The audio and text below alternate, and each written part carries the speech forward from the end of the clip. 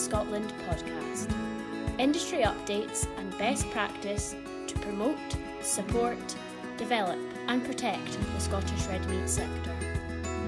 Hello and welcome to this podcast brought to you by Quality Meat Scotland. I'm Mark Stephen. Last week I spoke to two folk, Stuart Ashworth from QMS and farmer Neil Jeffrey, about the importance of good fertility and efficiency in suckler herd production. Now Neil's been benchmarking his farm's performance for years, keeping meticulous records, measuring stuff, and he's found it's really made a big difference to his business. We touched briefly on something called pelvic scoring, and that's what we're going to follow up on this week, how it's carried out, what the potential benefits might be. So joining me this week are Robert Ramsay, who's a beef consultant for SAC Consulting. Robert's from a farming background, and he now runs the family farm in Ayrshire in partnership with his mum and dad. He works across various projects, all aimed at trying to improve the efficiency of suckler cow systems. Stevie Rolfe is a cattle breeding specialist. His dad was a dairyman for 34 years, and when Stevie left school, he joined the same estate and very quickly specialised in AI. He's now got his own company, which does things like freeze branding, synchronised AI, scanning and pelvic scoring. And he reckons he handles, and obviously I'm using that term very advisedly, about 45,000 cows a year. Stevie, for a start, just describe the physical procedure. What do you do? Well, what you do is you rectal the cows by hand and you're looking for the shape and the size and any abnormalities in the pelvis to start with for suitability for calving. So essentially you've got a shoulder-length rubber glove, more or less. You're going up the rear end of the cow. What does a good pelvis feel like? A good pelvis has got a symmetrical hole, roughly just slightly smaller than a football, so that the calf will slide out through it with no blockages or things that can hold the calf back from calving. The pelvis should be circular, but you do get abnormalities in the pelvis. So what does a bad pelvis feel like then? A bad pelvis can be either very small with the hole very small in the centre, right down to where you can even put 4 fingers through it, to where you'll get one side of the pelvis is a proper round shape, and the left-hand side or the right-hand side, the opposite, could be just solid bone. So you've really got like a D or an inverted D shape to get the calf through, with just bone structure growing into the pelvic area. And Robert, when did you first start pelvic measuring? We actually don't pelvic measure at home. What we've done is actually get the vet to assess like a pre-breeding check rather than a formal pelvic score. But at Easter Howgate for SRUC, we started this year and have actually had some quite interesting results from that this year, that basically we've found quite a few heifers that would have bred fine but wouldn't have actually been in a position to actually pass a calf through the pelvis. So we've been able to pull them out the system, cull them out quicker, and also save any welfare and financial costs down the line as well. Does that result in you actually keeping fewer breeding heifers, or you just need to find other ones? Well, no, we actually kept a few extra, just knowing that we'd be drawing a few more out. So the beauty of doing it early on is that you can actually, you're making that assessment effectively when the heifer calf is a store animal. So you can actually assess more and select based on a suitability for breeding, rather than have that small group and then have a few disappointments. Stevie, farming's not all about science. There's sentiment in it too. Are farmers ever tempted to hang on to heifers that have actually scored badly? Yes. I have one customer I do maybe 250 pelvic scores a year for, and he bought this very expensive bull and heifer when he was judging a bull and heifer show in Sale, and I told him it was a really, really bad pelvis. Unknown to me, after I left the farm, he decided he spent that much money in it, he put it into the bull. 10 months later, he phoned me on a Sunday morning to say he would never do it again because he just lost the heifer and the calf. He's never done it again after that. No, the consequences of it can be quite serious and presumably quite expensive. I wrote an article for SAC 6-8 months ago, the difference between an elected caesarean and an emergency caesarean, and the cost differences is phenomenal. I was out in a farm and the guy had decided to try and calve his heifers because he didn't go on with the vet very well. But it got to the stage when he couldn't calve them, they had to go for what is called a forced caesarean rather than elected caesarean. An elected caesarean was 250 to 300 quid, but resulting in a live calf and a mother probably in calf. The hard calving, it was the cost of the vet was 250 to 300 pound, or more if the last resort was a C-section or cutting the calf out.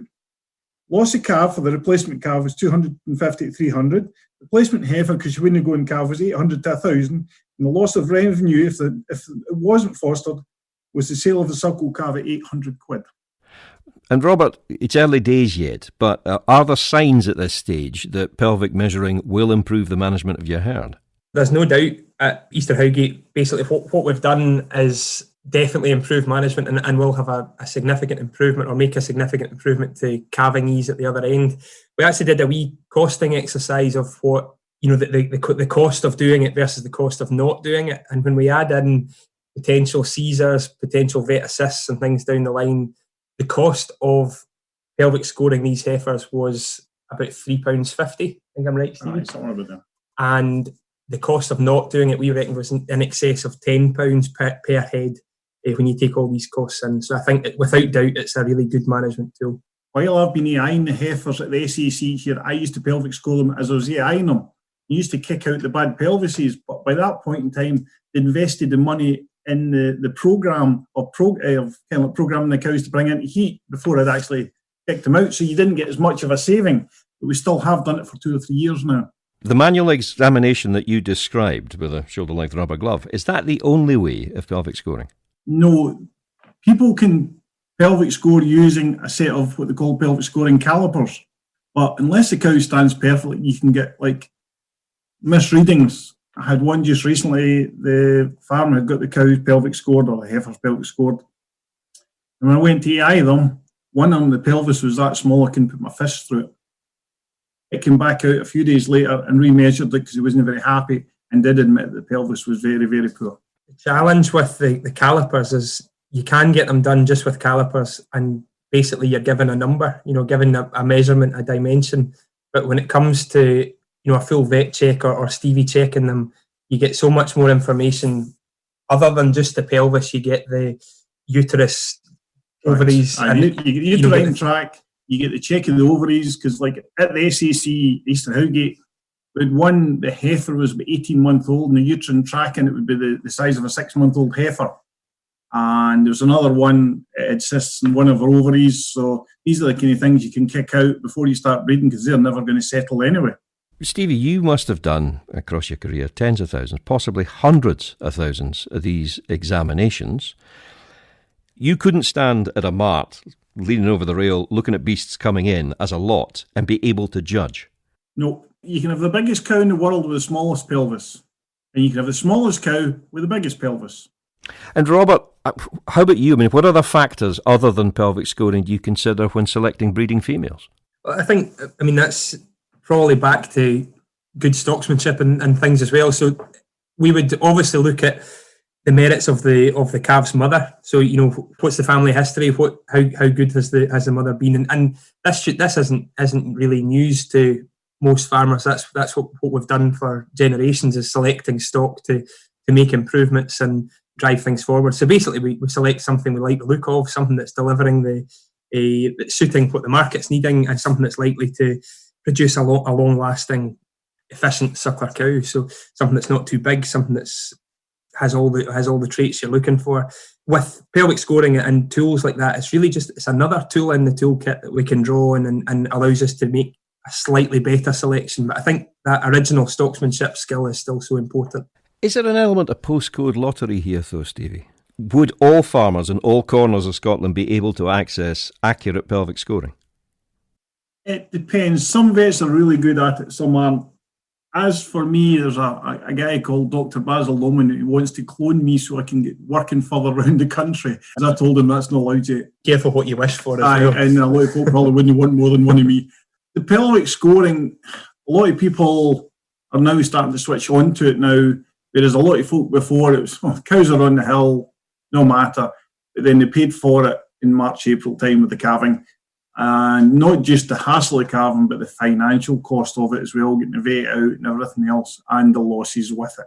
So if pelvic scoring becomes the norm, if more and more people are adopting it, how many years do you think it'll be before you start to see it, if you could describe it like this way, the national herd in Scotland? Because presumably the health, the ease of calving will increase. In the last 3 years, it has been a phenomenal uptake in pelvic scoring. It'll have went from maybe 10% to 40% of the herd pelvic scoring are heifers. It's worth saying that the national herd, I think calving performance will be improving anyway because of things like lack of labour. There's less people on farms, and there's now, with that, we've felt the pain of less labour and traditional systems, harder calving systems, and there's an awful lot more people moving towards easier calving breeds and more fertile breeds as well. So there is a general trend there, and that's the pelvic scoring will be one part of that, but I would expect to see, a significant improvement in calving ease over the next 10 years, just to account for that, to improve efficiency. And at the end of the day, we're trying to produce more weaned calves, more kilos of weaned calf per cow going to the bull, and that's the only way of doing that is to make sure we've got live calves and plenty of them. And not any damaged cows, because if you've been having a hard problem calving your heifer is knackered for life, and you're not going to get breeding off it again. Whereas if you don't have any hard calvings and your heifers are near enough it, your heifers recover quicker, get back and calve quicker, and they're therefore more efficient. Is there a general trend at the moment towards smaller animals? Probably, if you look at the efficiency of what we're trying to do, there probably should be a trend towards smaller animals. There's no doubt if we can get that cow closer to weaning half her body weight, it ticks so many boxes from a financial and a environmental perspective as well. If we can improve that efficiency by reducing the cow size a bit, that would be progress. I think the other thing, slightly altering cow size, is the carcass weight limits as well. So we've now got 400 kilo dead weight limits in most abattoirs, and the worm's turning on that one. There's still a lot of big cows out there, but I think the trend will be a downwards trend. You see people are now selecting their bulls now, like the big Charlies, big Simcoes. They're not just going for sheer size now. They're going for a bit more conformation, etc., and doing away with a wee bit of the length so they can finish them quicker to get them under this 400 kilo dead weight. Mm-hmm. And again, this is just curiosity on my part because I'm not an expert in this at all. Does this mean there might be a trend towards a return towards the use of more native breeds? I would say we're already seeing that. It's happening. There's a lot changing that way now. At this time of year, I'm doing an awful lot of synchronised AI. And years ago, you had a hell of a lot of continental breeds and everything else. Now, I would say 30-40% of them will be native breeds. And it's interesting as well because most of those native breeds are also going to a continental terminal sire. There's a lot of, for an example, ling cows going to a Charlie bull and that type of system. And it seems to be meeting you're getting all the benefits of an easier, cheaper kept cow while also getting the output and the efficiency that comes with using a continental terminal sire. So it's interesting, across the country and across even just in different parishes, we've got totally different systems, and they're working away fine. They've got their merits. So I don't want to tar everybody with the same brush, but there's definitely a move towards a few more native cattle out there. And coming back to the business of pelvic scoring, I suspect I know what your position will be on this, Stevie, but you would recommend it to farmers? Even if I wasn't doing it, I would recommend it.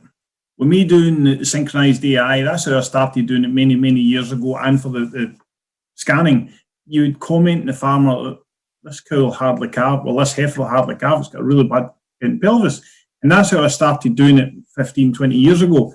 And then farmers started getting me in to do it before they build them. And I know of one farmer who buys, I would call extreme heifers, puts them in calves and sells them calves at foot. And he used to have a multitude of pelvic problems. And he didn't know about it and had a lot of caesareans. And he's down to a handful, if not even just one or two a year now, with calves coming backwards, etc., than what he was before.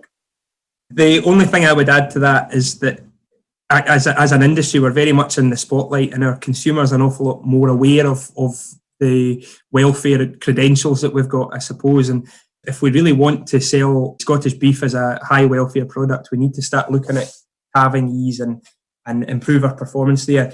A routine Caesar, or an elective Caesar is a very important procedure from a welfare point of view. It's not something I would discourage anybody from doing this year. I think over the next few years, we need to be working hard to try and reduce the level of intervention at calving time to, reduce welfare issues. And also with that, with less intervention, we actually indirectly improve fertility as well. Robert Ramsay and Stevie Rolfe, thank you both very much. Much obliged to you. No problem. Okay, cheers. Ideal. Cheers. If you'd like to catch up with previous episodes of this podcast, then just visit the QMS website and you'll find the link on their front page. Until the next one, I'm Mark Stephen. Thanks for listening. Thank you for listening to the Quality Meat Scotland podcast.